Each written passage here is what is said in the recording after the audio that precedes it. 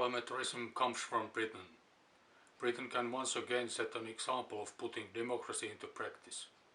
The independence of a state, which is not possible within the EU, makes the basis for democracy and welfare. The needs and starting points of the own people should form the basis for the economic policy and social policy.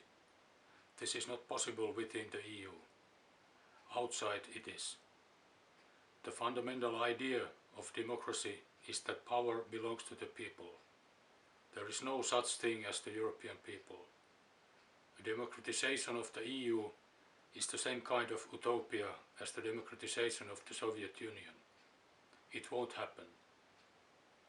Instead of regarding economics and the activities of states as everybody's competition against each other, we should make a policy that decreases inequality and create conditions for people to carry on and find a balance between the needs of people and the carrying capacity of the nature.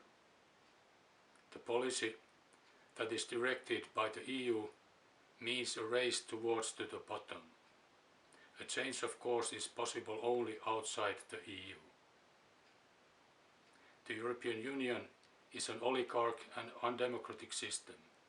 It is not a guarantee for peace, but a powder barrel.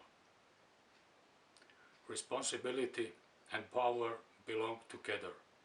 In the EU, the power belongs to few people, but it is the people who is responsible for the consequences of the policy.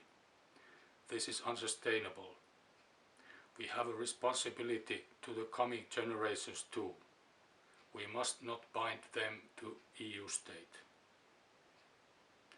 Being an European has to mean a defending of democracy and equality.